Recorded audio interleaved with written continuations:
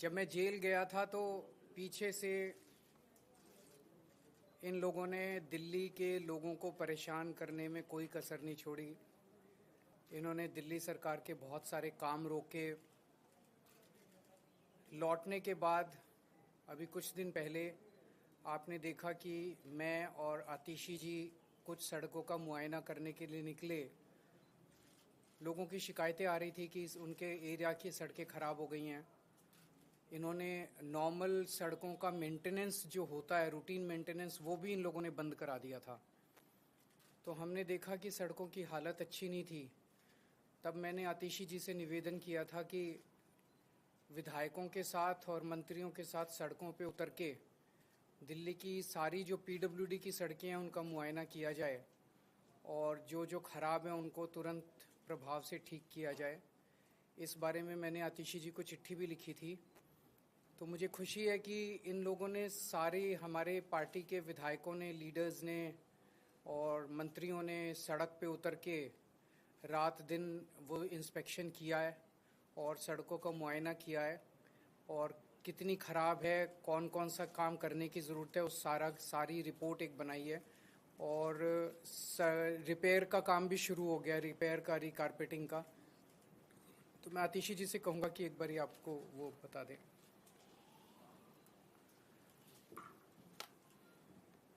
जैसा कि आप सब जानते हैं कि भारतीय जनता पार्टी की केंद्र सरकार ने आम आदमी पार्टी के खिलाफ, हमारे मुखिया अरविंद केजरीवाल जी के खिलाफ षड्यंत्र रचकर एक झूठे केस में फंसाकर अरविंद केजरीवाल जी को 6 महीने तक जेल में रखा।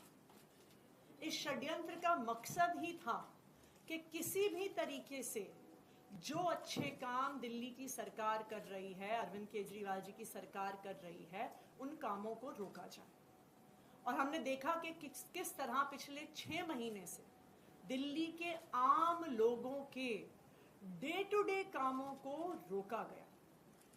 लेकिन मुझे खुशी है इस बात की कि भारतीय जनता पार्टी का कोई भी षड्यंत्र सफल नहीं हो पाया। सुप्रीम कोर्ट ने हमारे मुखिया अरविंद केजरीवाल जी को जमानत दी, बहुत स्ट्रॉन्ग टर्म्स में केंद्र सरकार को लताड़ा। अरविंद जी के बेल पे बाहर आने के बाद वो और हम इंस्पेक्शन करने के लिए पीडब्ल्यूडी की कई सड़कों पे गए थे। मुझे उन्होंने एक पत्र भी दिया दिल्ली विधानसभा में पीडब्ल्यूडी की सड़कों की रिपेयर मेंटेनेंस को लेके। उसके बाद से दिल्ली की सरकार तुरंत प्रभाव से युद्ध स्तर पर पीडब्ल्यूडी की सड़कों को ठीक करने का काम कर रही। एक ऑल मिनिस्टर्स मीटिंग बुलाई गई, जिसके बाद दिल्ली सरकार के सारे मंत्री, सारे विधायकों ने, पीडब्ल्यूडी के सारे इंजीनियर्स ने 1 हफ्ते के समय में दिल्ली की सारी पीडब्ल्यूडी की सड़कों का मुआयना किया। पीडब्ल्यूडी के पास दिल्ली की 1400 किलोमीटर की सड़कें हैं और कुल मिला के 7000 किलोमीटर का लेन लेंथ इन सड़कों का है।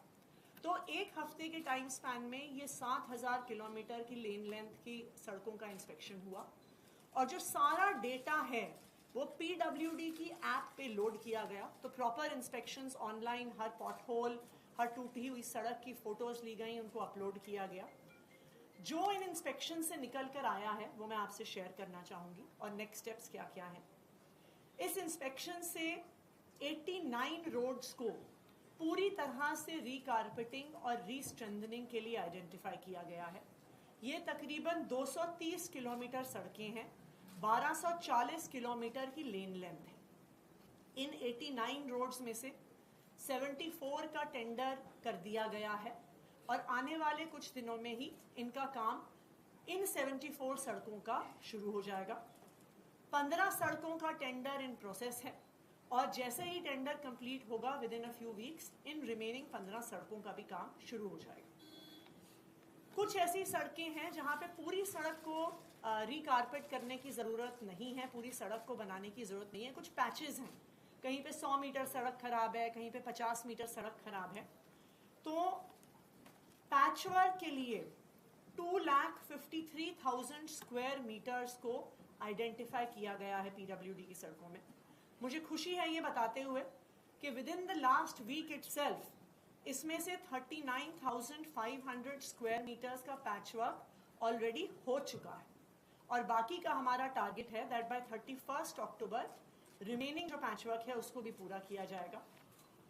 इस इंस्पेक्शन में 6,671 पॉट होल्स को आइडेंटिफाई किया गया, जिसमें से 3,454 को ऑलरेडी भर दिया गया है और जो रिमेनिंग 3,217 है उनको भी आने वाले कुछ दिनों में रिपेयर कर दिया जाएगा। हमारी एक इंस्पेक्शन में ये भी एक बात निकल के आई कि कई सारी सड़कें डैमेज्ड हैं क्योंकि वहाँ पे डीएमआरसी का काम चल रहा है, सराय काले खान के एरिया में आरआरटीएस का काम चल रहा है, डिस्कॉम्स ने कई जगह अपनी लाइंस ले करी हैं। तो जहाँ जहाँ पर किसी अन्य एजेंसी के काम के द्वारा की वजह से सड़कें टूटी हुई हैं, with in the next few days in सारी एजेंसीज के साथ हम पीडब्ल्यूडी की मीटिंग करवाएंगे सो दैट जहाँ पे डीएमआरसी ने रिपेयर करना है उसको भी तुरंत शुरू करवाया जाएगा, जहाँ पे आरआरटीएस ने रिपेयर करना है उसको भी तुरंत करवाया जाएगा। एक सड़क के बारे में स्पेसिफिकली मैं डिटेल शेयर करना चाहूँगी और वो है new Rohtak road. New Rohtak road जो टिकरी बॉर्डर जाती है नांगलोई मेट्रो स्टेशन से मुंडका होते हुए, वो शायद आज के दिन में दिल्ली की सबसे खराब हालत में सड़क है। उसका रीज़न ये है कि न्यू रोहतक रोड के इंटीरियर में बहुत सारी अनऑथराइज्ड कॉलोनीज भी हैं, वहाँ पे पॉपुलेशन बहुत बढ़ी है। सो ओवर टाइम जो वहाँ से पानी निकल कर आता है उसको अकोमोडेट करने के लिए न्यू रोहतक रोड का जो ड्रेन है उसकी कैपेसिटी कम पड़ रही है। दूसरा, इस साल मॉनसून में तकरीबन नॉर्मल से 2 गुना बारिश हुई है। नॉर्मली मॉनसून में दिल्ली में 600 mm बारिश होती है, इस बार 1000 mm से भी ज़्यादा बारिश हुई। तो इसको ध्यान में रखते हुए न्यू रोहतक रोड पे एक नया ड्रेन पीडब्ल्यूडी द्वारा बनाया जा रहा है। ये ड्रेन नांगलोई मेट्रो स्टेशन से टिकरी बॉर्डर तक होगा। ये 2 पार्ट्स में होगा। नांगलोई मेट्रो स्टेशन से ड्रेन का एक हिस्सा हिरनकुदना ड्रेन में जाएगा और दूसरी तरफ से टिकरी बॉर्डर से ड्रेन का दूसरा हिस्सा भी हिरनकुदना ड्रेन में आएगा। ये एक लॉन्ग टर्म सोल्यूशन है कि आने वाले समय में न्यू रोहतक रोड पे पानी ना आए और उसकी वजह से सड़क खराब ना हो। इसके लिए 183 करोड़ रुपीस का सैंक्शन पीडब्ल्यूडी ने दिया है फ्राइडे को एक एक्सपेंडिचर फाइनेंस कमेटी की मीटिंग में। तो 4 हफ्ते के अंदर अंदर इस ड्रेन पर भी काम शुरू हो जाएगा and in parallel new Rohtak road की भी रीलेइंग का काम, जहाँ जहाँ गड्ढे हैं, जहाँ पे भी पूरे पैचेस करने हैं, जहाँ पे कंक्रीटिंग करनी है, उसका काम होगा। अरविंद केजरीवाल जी अब जेल से बाहर आ गए हैं और उनके मार्गदर्शन में युद्ध स्तर पर दिल्ली के जो रुके हुए काम हैं वो दिल्ली सरकार द्वारा किए जा रहे हैं और आगे भी करवाए जाएंगे। सर, मैं दिल्ली के लोगों को ये आश्वस्त करना चाहता हूँ कि हमारी अब लगभग 10 साल हो गए सरकार चलाते हुए और आप लोगों ने देखा होगा कि पहले 9 साल में आपको किसी भी तरह की हमने तकलीफ़ नहीं आने दी, चाहे वो सड़कें हों, चाहे वो अस्पतालों का वो हो, बिजली हो, हर तरह की सुविधा हमने दिल्ली के लोगों को देने की कोशिश की। इनफैक्ट पूरे देश के अंदर जो सुविधाएं आज दिल्ली के लोगों को पिछले 10 साल से मिल रही हैं वो उस किस्म की सुविधाएं पूरे देश में कहीं नहीं मिल रही हैं। लेकिन पिछले 1 साल के अंदर आप देख रहे हैं कि किस तरह से एक के बाद एक मंत्रियों को जेल में डाल दिया इन्होंने, दिल्ली को ठप करने की कोशिश की, दिल्ली के काम रोकने की कोशिश की, दिल्ली सरकार को डीरेल करने की कोशिश की। उसके बावजूद भी हम लगे हुए हैं, हम डटे हुए हैं। अब मैं बाहर आ गया हूं और जितने भी रुके हुए काम थे और जो तकलीफ़ें और समस्याएं लोगों को हैं, मैं उनको आश्वस्त करना चाहता हूं। उन सब की तरफ हम लोग अब ध्यान दे रहे हैं और आपकी समस्याओं का निवारण करना हमारा फ़र्ज़ है। मुझे पता चला है कि दवाइयों की कमी बहुत ज़्यादा हो रही है अस्पतालों में और मोहल्ला क्लिनिक में। इन लोगों ने दवाइयाँ बंद कर दी। इन लोगों ने अस्पतालों में और मोहल्ला क्लिनिक में जो फ्री टेस्ट होते थे वो बंद कर दिए। इन लोगों ने जो फरिश्ते स्कीम होती थी, जब किसी का एक्सीडेंट हो जाए दिल्ली के अंदर उसको फ्री इलाज होता था, वो बंद कर दिया। इन्होंने सड़कों का रिपेयर बंद कर दिया। इन्होंने ओल्ड एज पेंशन बंद कर दी। इन्होंने इस तरह से कई सारे काम हैं, कई होमगार्ड्स की और कई लोगों की तनख्वाहें बंद कर दी। वो सारे कामों पे अब हम लग गए हैं। जो दिक्कतें जो काम बंद किए गए, आतिशी जी से मैंने कहा है ये हमारी सरकार उन सारे कामों को चालू कराएगी और जो समस्याएं लोगों को हुई इसकी वजह से वो अब समस्याओं का निवारण करने की कोशिश करेंगे।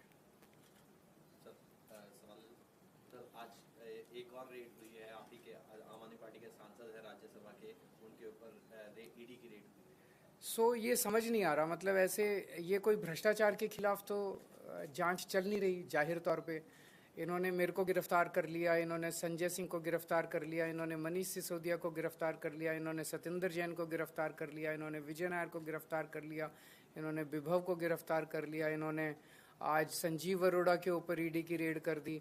तो ये कोई भ्रष्टाचार के खिलाफ जांच थोड़ी चल रही है।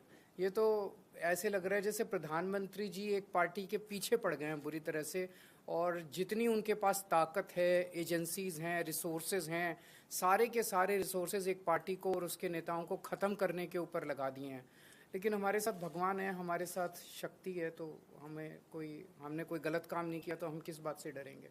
हरियाणा में भी इलेक्शंस हुए हैं और एग्जिट पोल बता रहे हैं कि बीजेपी जा रही है, नहीं आ रही है गवर्नमेंट में। क्या मुख्य कारण आपको लगते हैं जो इनमें? जाहिर तौर पे पूरे देश के अंदर अगर किसी सरकार का मुखिया, प्रधानमंत्री जी सुबह से शाम तक बस ईडी और सीबीआई करेंगे, बदला लेंगे, बदले की कार्रवाई करेंगे, लोगों को जेल में डालने का काम करेंगे, निर्दोषों को जेल में डालने का काम करेंगे, और केवल अब तो पूरा देश जानता है वो केवल एक आदमी के लिए काम कर रहे हैं, उनका एक दोस्त है, उसके लिए काम कर रहे हैं। तो धीरे धीरे जनता को समझ में आने लगा है कि वो भाषण कुछ और देते हैं और करते कुछ और हैं। तो अब वो जो उनका एक पर्दा था वो हटता जा रहा है और लोगों को के सामने सच्चाई सामने आ रही है कि किस तरह से लोग बेरोजगारी से परेशान हैं, लोग महंगाई से परेशान हैं, लोग उनके भ्रष्टाचार से परेशान हैं। अब उनकी सच्चाई लोगों के सामने आ रही है। सर, आपने कहा कि 9 साल आपने अच्छे से काम किया, फिर 6 महीने का एक पैच आया, अब 6 महीने बाकी बचे हैं, लेकिन अब आप चुनाव जीत कर भी आएंगे तो आश्वस्त कर पाएंगे दिल्ली वालों को, क्योंकि आप जनता के बीच तो जा रहे हैं, क्या जनता के अंदर लगा, लेकिन क्या आश्वस्त कर पाएंगे कि आने के बाद अगर आए, जीत के आए तो फिर सारे काम होंगे? अभी भी होने चालू हो गए। बाद के आश्वस्त की तो बाद की बात है, अभी सड़कें होनी चालू हो गई, सारे काम होंगे। कुछ काम अभी पूरे हो जाएंगे, कुछ काम उसके बाद होंगे, कहीं फिर नए काम भी होंगे, सारे काम होंगे। बीजेपी नेता अनूप पांडे हैं, तो उन्होंने आपको जो दिया गया राज्यसभा सांसद का जो आवंटित आवास है उसको लेकर आपत्ति भी जताई है। कौन है अनूप पांडे? जगदीप धाकड़ जी को उन्होंने पत्र भी लिखा है, उन्होंने शहरी विकास मंत्री को पत्र भी लिखा है कि वो आवास आपको क्यों दिया गया। तो उनसे पूछ लो, मेरे को क्या पता कौन अनूप पांडे है। तो वो चिट्ठी उन्होंने धनखड़ साहब को लिखी है, धनखड़ साहब जो ठीक समझेंगे वो। तो उनकी चिट्ठी पे मैं कैसे प्रतिक्रिया दे सकता हूँ? जिस रोड का आपने जिक्र किया है, रोहतक वाली रोड पे, वहाँ पर मैम आपने खुद ही बताया कि समस्या बहुत बड़ी है और गंभीर समस्या है, लेकिन वहाँ मैं न्यूज़ कवर करने गया तो वहाँ के लोगों ने कहा कि एक दिन की ये समस्या नहीं है, काफ़ी पहले से समस्या चली आ रही। लोगों में मायूसी और नाराजगी, इसे कैसे दूर करेंगे? चूंकि चुनाव इसको ठीक करा देंगे, पक्का ठीक कराएंगे। चुनाव से पहले मैं समझता हूँ कि ये सड़क जो है ये सिंबल बन गई है एक तरह से खराब सड़क का, और इसको ठीक कराना हमारी सबसे बड़ी प्राथमिकता है। मुझे पूरी उम्मीद है इसको